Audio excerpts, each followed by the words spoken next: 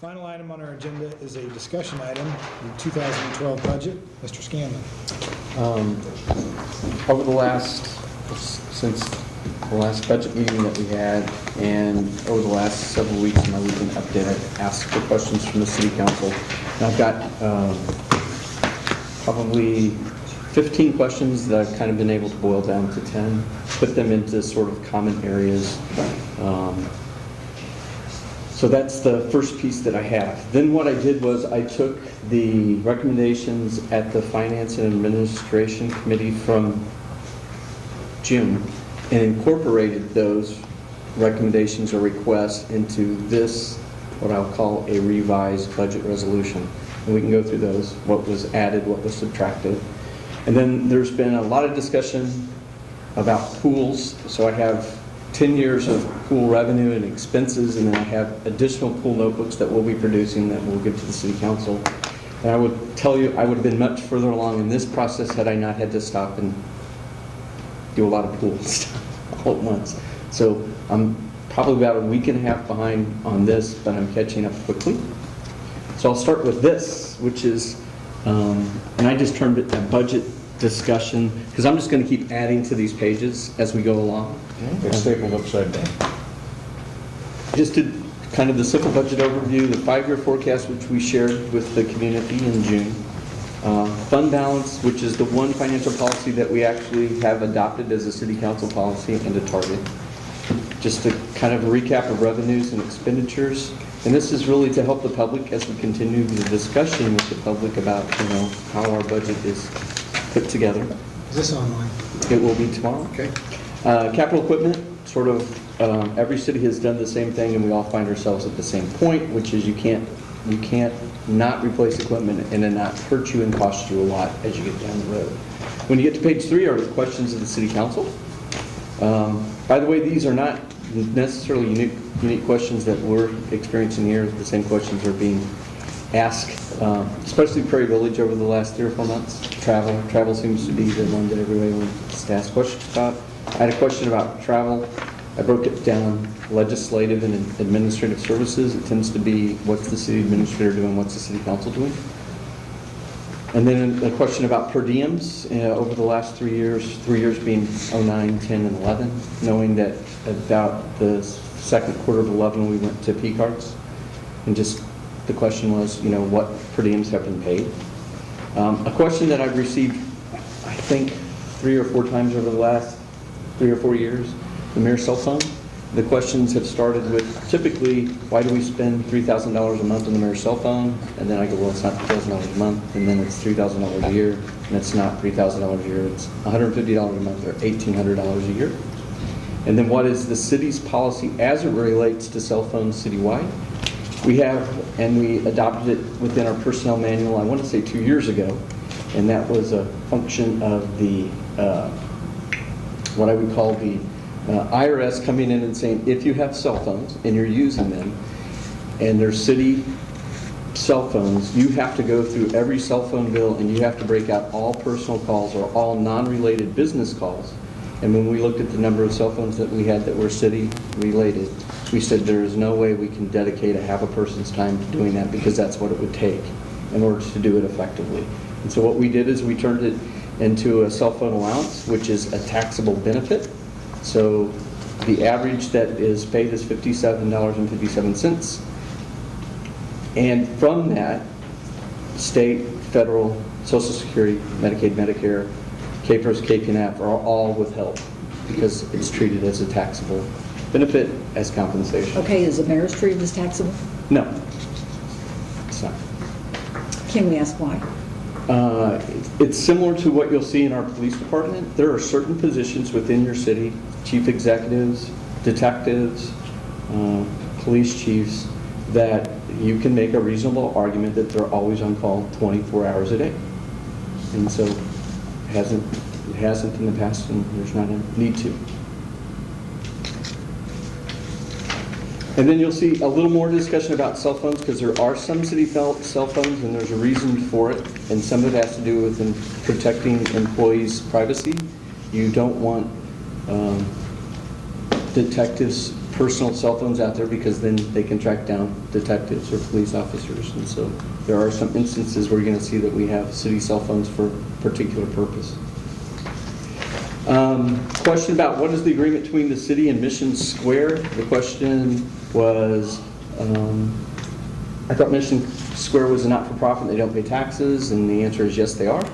But as part of the sale of the property and the development of that property, we entered into a development agreement, and it specifies what payments will be made and how they will be adjusted, and not only adjusted between years 1 and 11, but if you go down in that bottom paragraph, it talks about beginning in year 12.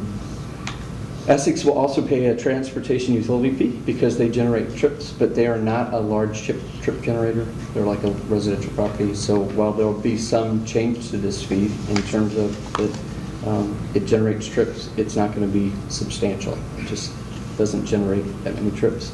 The parking lot lease, which you might have forgotten about, if you remember, in order to keep the same number of parking spaces, we needed the lot that was east of the community center. And so what we did was we negotiated a lease long-term with that property owner and then had Essex pay for it. So that's how that piece is included.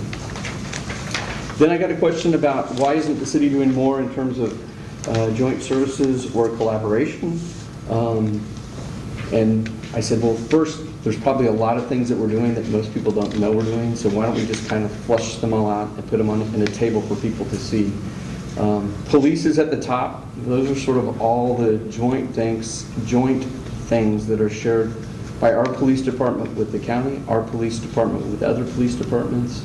Regis is the replacement of the alert system. The alert system was the central information system that was administered by the Kansas City, Missouri Police Department and has been, probably for 40 years. And so Regis is what replaces that. And that's when you get pulled over, they type your name into this regional database to see if there's outstanding warrants, have you done bad things other places, are there reasons that we should hold you. GIAX, juvenile intake, adolescent, and assessment center, regional police academy, officer involved shooting investigation team, metro squad, county jail, county prosecutor. Those are all things that we do jointly. None of us are really big enough to do them by ourselves. Where it says county, that means that the county administers them. One that needs to be included there is county dispatching. County dispatches our police department for us. CARET stands for Kansas Eastern Regional Insurance Trust. The cities that make up CARET are over there on the right. It's made up of 14 cities, and I think they use 200 miles as sort of their area. They mark it out 200 miles, and it's in the eastern portion of Kansas. Johnson County is probably who we've been working with the most over the last 2 years in terms of organizations, governmental. They're the largest one we have. They have the most in terms of resources and facilities, so it's only natural that we would try to tap into it, especially when there was an economic downturn. So all of a sudden, they weren't doing more building inspections and building plan review in outstate in unincorporated Johnson County, but we certainly had the ability to tap into that resource. They didn't have to lay off people, and we could actually use them during their slow times. Overland Park, if you remember, was the first one we approached to do that, and Overland Park decided not to, and they have come back a number of times since and said that was a huge mistake because they ended up laying off people that they could have actually kept had they brokered some services with some of the cities here in the north. And they've actually asked us, if we ever want to bid that out between Overland Park and the county, that they'd be willing to, come in and make a proposal. IT, rental property inspections, those are two that we've just done in the last 2 months. With the county administering our rental property inspection program. IT services, we just finished the cutover to their wide area network, and we're just starting to move over into all of their desktops. We have a real advantage in that the county has a large facility right over here in which they actually have an IT presence, so when we need to call for help, it's just on the other side of Lamar. There's a lot of other things we do. Cars, SMAC, Operation Greenlight through both the county and through Overland Park. Ames, something that you probably don't realize is that a lot of cities in the 80s and 90s would go out and set up their own geographic information systems. And so they'd spend a lot of money trying to inventory. In Johnson County, it was, his name was Dick Chesney. He was an assistant county manager who said, instead of all you cities spending a whole bunch of money, why don't we do that on a countywide basis? And it has paid huge dividends because Dick Chesney was able to get Casey Panel, Kansas Gas, a lot of the utilities to underwrite the first set of iterations of the maps so that they could find out where all their utilities were, and especially as Casey Panel was trying to expand into new areas. So a lot of that base map was paid for by private utilities, and what we've been able to do as cities is just, as time went on, as you would have engineers submit plans to you, you would have them do it in a GIS format, and then all of a sudden you can start capturing all of your street information, and it's kept out of the county. I want to say right now, Ames has 22 levels. So there's utilities, there's tree inventories, there's street inventories, sidewalk inventories, and a lot of cities are getting more sophisticated in its use, just like we are, in terms of you'll, in time, be able to find our 8-year street program, 10-year street program out there on Ames, and you'll be able to go see, what has been accomplished over the last 2 years, last 3 years, last 4 years. The next one was a question about special assessments, and the question was, and it was tied to debt service and per capita debt. If you would go back and you grab a street program that the city was involved in, and you found out what that total assessment was that was charged, and you put it in today's dollars, what would that represent? And so there's calculators out there. The Treasury Department has them in which you can plug a dollar in. In 1916, it tells you what that dollar is in 2011, and it's $7.46. And that's the effect of, on average, 4% inflation rate over that period of time. So if you take like $591, that top one for Ray and Edna Hayward, and you multiplied it by 7.46, so let's just say that's 600, it would be about $4,500. And that's what an assessment, a 10-year assessment would be in today's dollars. And so I think what we forget is that there were a lot of streets that were built, and while that number, 591, looks low, 591 in 1960 was a lot of money to pay back over a 10-year period. So what you find out is that there were a lot of, you've seen that big board that I have with all the special assessments that were in Mission. A lot of this infrastructure was built with special assessments. In this particular one, I went back to the authorizing ordinance. 85% of it was paid by the residents and 15% was paid by the city. So those numbers over there represent 85% of the cost, with the city contributing 15% to make the improvements. What is the revenue and expense history for the municipal pool over the last 10 years? And here it is. It's also in the pool notebook that we have for our pool task force. So this is the same sheet. The yellow block is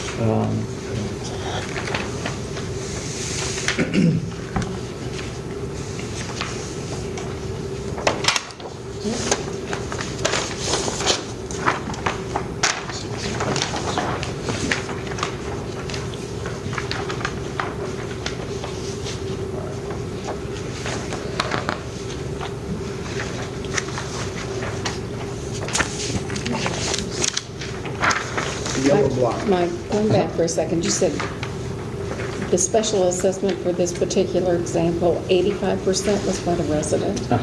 They paid for 85. Was that typical for most of the special assessments? It varied. You can go find some that were 50-50. You can go find some that are 75-25. There wasn't a standard rate. So it all depends upon if you It were probably like was a to function what. of, If you were like probably a to what. function of where the improvements were located, how much commercial property was involved, and whether or not there was council representation in the area, would be my guess. I mean, my guess is there's a reason for a difference in rates, and it's probably the three things that most likely caused it.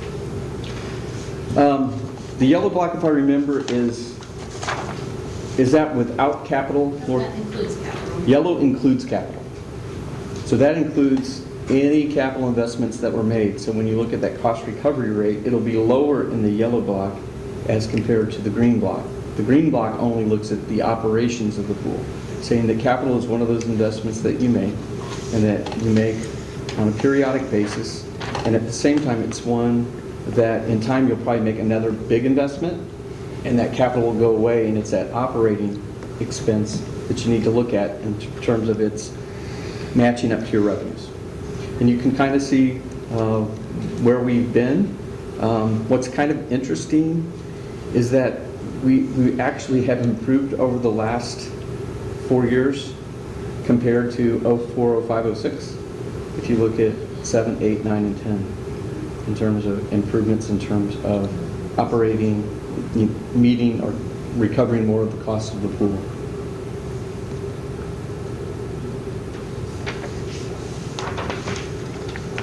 The next thing that I got was, can you do a chart showing the total tax and fee costs by city? And what you have to do is you go out and you pull property tax bills and you take the assessment rates that are published both at the county and in the League magazine.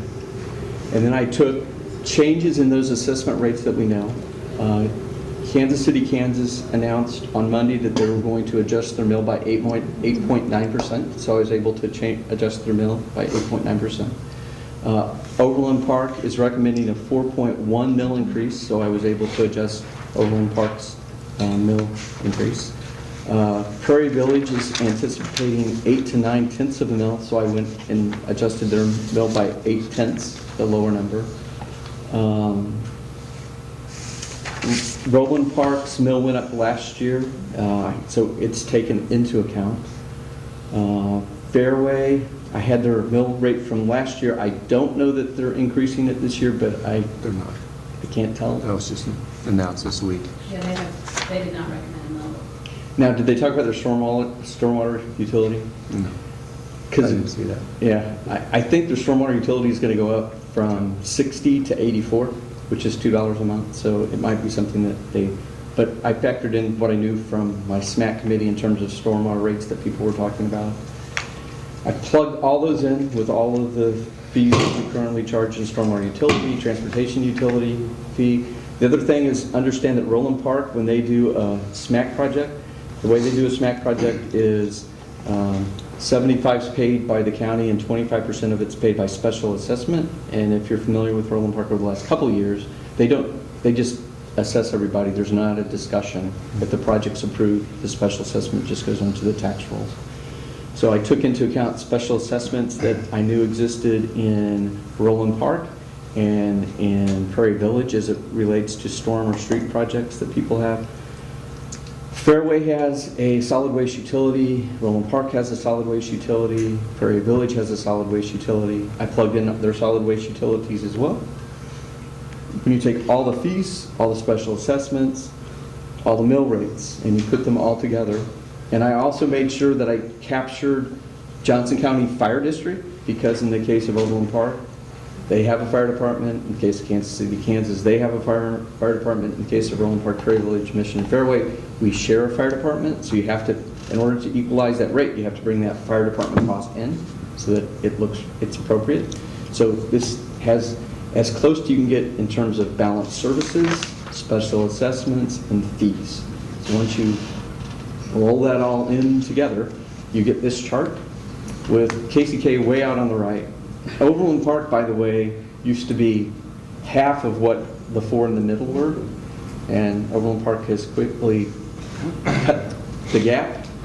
They're also talking about stormwater utility increase. Theirs right now is $2 a month in Overland Park, but they also have some stormwater issues. So the question is that this year? My guess is not, but my guess is as they look down the road, yes, they're going to make an adjustment in rates. So that's everything that we know of as of today, factoring in what our current rate is, and then matching it against everybody that touches us in the area. So Overland Park touches the boundary, Fairway, Prairie Village, Owen Park in Kansas City, Kansas, so that's the area. that I It's really use. good. I then went to sort of, it wasn't a question that I got, but it's a question that I get. And then I got an email, which I think was a text, and I just need to know who the 90 cell phone number is. 709. 709 cell phone number? Brandon, 709 cell phone number? Rainy day fund, Yeah. me. Yep. So it was from a 709 cell phone number. Harry? So that's why there's actually a second page.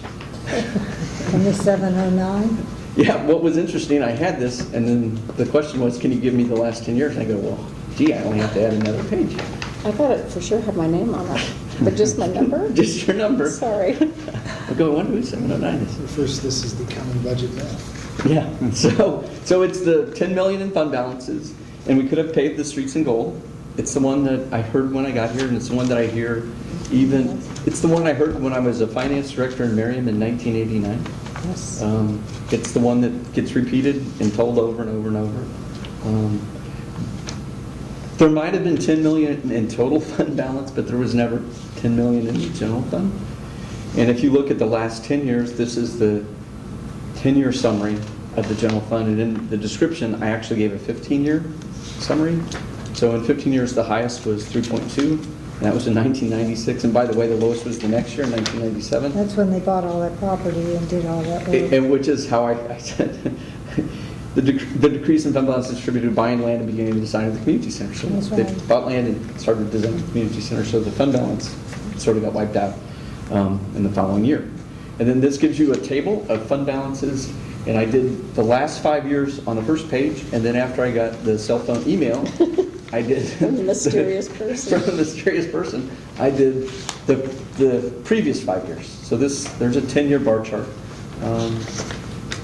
We've tended to be between 2 and 2.5 on average over the last 10 years, with the biggest hit coming because of the recession, increase in debt service requirement, and a continued slow down in the economic recovery. If you take all those things together, that's what you get. The other myth was the one that I got at the, I want to say the second meeting, or the first meeting. The gentleman that said, I hear that per capita debt in Mission is $50,000 per person. And I'm going, wow, I think that's the federal debt, and I think that's really what he was talking about. So I did per capita debt in Mission, per capita debt in the United States, and I've done the last 5 years. The 2010 number uses as its base, as per capita debt, our revised population number of 9,323, and that 2008 uses a population number of 10,000, 10,008 or 10,020. So that 2008 number would actually be much higher if you use the population from 2010 by about 7%. So what it shows you, and what I've explained, is when somebody says, well, your debt's this today, and I'm going, well, it's actually higher 2 years ago, and in 2 more years it'll be below 2,800, and in 5 years it'll be below 2,300. And what happens is you take on debt and you retire it. And it's the same thing that I've said here several times. I'm not so much concerned about debt as I am the sources available to repay it. If you don't have sources to repay it, you do not issue it. The problem that you have with the United States right now, if you look at that debt trend line, we went from 2008 to 2010, where we increased per capita national debt by 50% in 2 years. And there is no source of revenue, by the way, to pay for that. And this occurred in a period in which you have historically the lowest interest rates at which you can borrow at. If the United States had generated expenses in an interest rate environment of the 70s and 80s, that number would have doubled in terms of its increased cost in that 2-year period. And it's one of the concerns that you're now starting to hear from people, is that with that burden so high, if interest rates just change, nominally, it just really speeds up what you have in terms of outstanding debt. So that's everything that I have on that, and this I will continue to add to. It will be on the website. Then my next piece, one of the questions that I had was about the legislative budget. What are all the components that are in the legislative budget? And so what I did was broke out all of the pieces that are in contractual services in the legislative budget. The personnel piece is at the top, and I think one of the questions was that I received, I didn't put it there because I figured this exercise would take care of it. What are all those pieces that are in the legislative budget as well as general overhead and administration? So I bit off the legislative budget first. I put all the pieces, if you remember the big notebooks from last year in the SMART committee, all the elements, and we picked elements that we had paid for in the past. We show you what the 2011 budget is, and if you were to try to make a target of 10% reduction, which is what I'm saying, you know, is there a way we can find 10% within the legislative budget? And as sort of a way to start is that if I gave you each sort of the component pieces of that budget, and you were to come up with the way you thought the money should be spent, how would you spend it? And then I'll just gather all those up in a week and a half, similar to that pie exercise that we did with the transportation utility fee. You come back with the things that, you know, you rate as important, and then I will combine all those into sort of like a final legislative budget, which takes into account the cuts that, or the areas that you feel are that we should invest in, or those areas that I don't think we should invest in this anymore. We have a budget resolution that I will send out in this Friday's packet, and if you remember at the Finance Committee in June, there were several things that you talked about in terms of words that you wanted changed, things that you wanted to consider. So I will take all of those. What I'll first do is probably send out tomorrow the minutes of that Finance and Administration Committee meeting, in that section of the meeting in which you described, you know, here's the changes we would like to see in the budget resolution. Make sure that we've captured all the ones that we heard in that meeting. We didn't overlook any. And then I will take those and I will incorporate them into a new draft budget resolution with the idea that we still are trying to hit this target that's here on the front page, that's the number that we're trying to build our budget to, which is the same one that we shared with the citizens at those budget dialogues. So I'm using this as always sort of the anchor point, what we're trying to get back to. Laura Smith and I will be looking at revenues over the next 2 days, and we'll be revising our revenue numbers, understanding that, you know, we have a very conservative revenue number that we're starting at. And are there things that indicate that maybe we're too conservative and we can just upwards? We received our property valuations on June 30th. The difference between what Paul, what's his name? Welcome, showed us in February, because he comes out and he meets with the mayors and all of the communities and goes over their assessed values. And what we received in June, there's not more than half of 1% difference. So it hasn't declined maybe as much as we thought it could have. So maybe, you know, 9.5 is too conservative, but at the same time, you know, you're trying to read tea leaves and you're trying to figure out, you know, have we really kind of now hit the bottom? Have we troughed out and it's really not going to go below the number that we have right now? And if that's the case, then maybe we can adjust those revenues upward. If you adjust those upward, well, then that increases the amount of fund balance.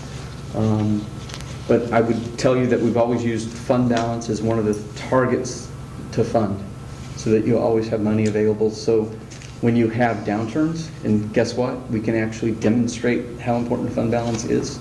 Had we not had the fund balance levels that we did in 07, 08, we would not have been able to weather this as well as we have. Those make a big difference. So it's important to remember to have it, and then there's going to be times that you're going to use it, and then it's going to take you times to build it back up. and we're going to be in that phase of rebuilding our fund balances for the next 2 or 3 years, which is exactly what we told Moody's when we issued the notes for NAW. In terms of their question was, do you have a plan over time to add back to your fund balances? And yes, we do. So that's the big summary. This was just discussion. I wasn't looking for any direction. We will have another set of public meetings, the 25th and 26th. The 25th will be on our 10-year street program. It'll look very similar to what you saw with Justin before. We'll elaborate. We're going to have a chart that shows where we started and then how we've been able to take into account both money that has become available to us to use, because we actually picked some money up that we didn't have last year as relates to Johnson Drive. Bids that have come in lower than anticipated.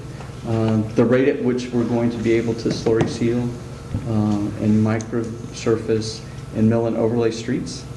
And if you remember, we actually can fit it into 8 years where we will touch every street in Mission. So we've been able to, in a sense, condense the amount of time it's going to take us to get to the streets. And we've been able to leverage more outside resources to do more streets. And if you remember the survey says, what's number one? And the major street, neighborhood street, it really didn't matter, but streets are number one. And so all of our focus really for the last 2 or 3 years, and it really goes back, if you remember, that 07, number one was redevelopment, number two was streets. That number two being streets is what set up the reason that we said, before we start, shouldn't we get an inventory of our streets? And so we started looking at, okay, how do we inventory our streets and how are we going to decide what needs to be done? And then how are we going to pay for it? And then really we had a year discussion on how to pay for streets. Should we use the special assessment model, which is described in here? Should we use property tax? Should we use a transportation utility fee? What are all the different things that we can use? And the other part that I think keeps getting missed, and we need to do a better job of saying it, more than half of our street program is based on using resources outside of our community. And that's a huge benefit to us right now. As we talked in that forum at Mission Theater, and you always hope it comes true, because after you say it, you know somebody's going to remember it.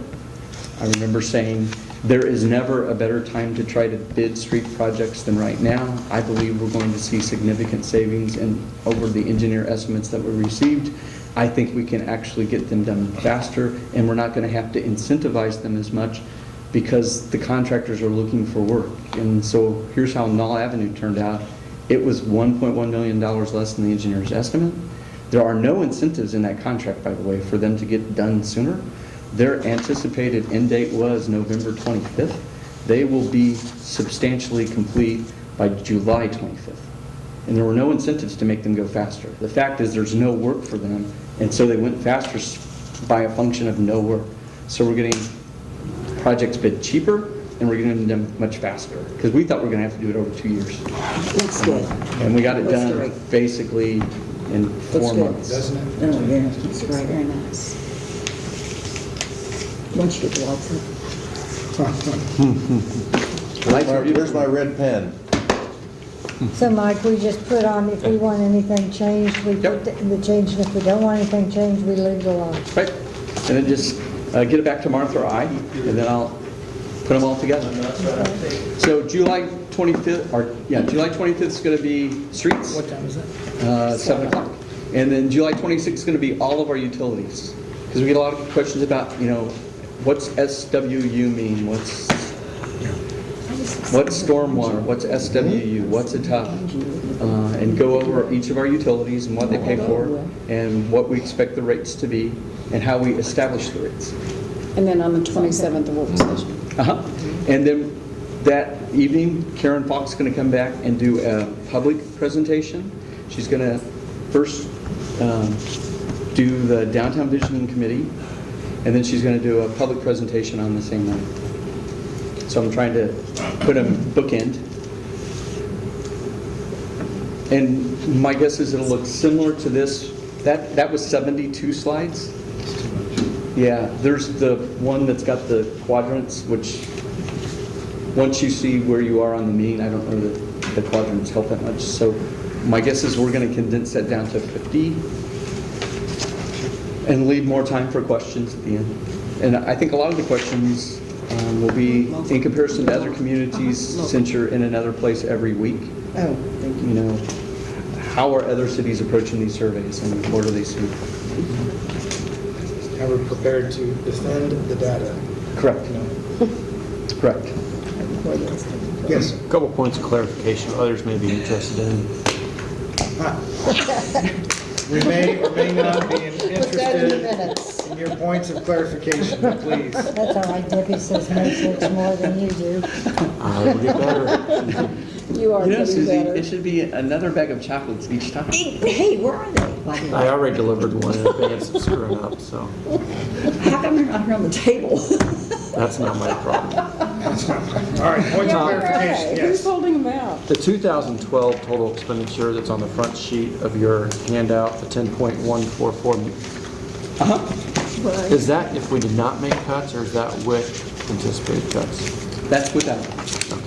So that was just showing if we did not make cuts, here's where we would be. Right. And then, I've just never heard of this, so I was curious, what's the Volunteer Action Center? Where is that? It's Last page. It's a $1,000 On the, budgeted line item. It's it's Volunteer Center of Johnson County. They actually coordinate volunteers for all the different agencies. And then, not on any of this material, but on Friday, I might not be the only, there may be others that are interested. Can you give us a little, what to expect for the redevelopment breakfast? When does it, starts at 7:30? When does the presentation start? How long will it last? The presentation will start at 7:45. We'll be done by 8:05 with the presentation. Who's Who's giving doing it? Yeah, who's giving it? Martin, I, and Justin. Tom Valenti was trying to get there, but he has a meeting with Red Development Friday morning. Hey, Tom's gonna tell you anything new. And that's, I don't even So know why staff you is come. giving it, talking about public projects, Projects. where we're at, and it'll be a 20-minute yep. deal, and we're done. And then we'll do the mission. We get questions on mission crossing in terms of, we'll probably use that matrix. And what when's- are all the pieces around And it? when's the budget hearing for the public? When can they come and ask questions? They come August 1st and 2nd, Okay. July 25th I got and 2 calls 26th. last night about it. We're given lots of time. So very quick and brief on Friday. Yep. We'll be done by 8:05. Questions will probably take 25 minutes. Unless you want to. Oh, you mean you'll be done with your presentation by Right. 8:05? and Okay. then questions. Get your watch set, what time? I will be. Other questions for Mr. Scanlon or anyone else? All right, good meeting, lots of information. Don't forget your direction finder survey.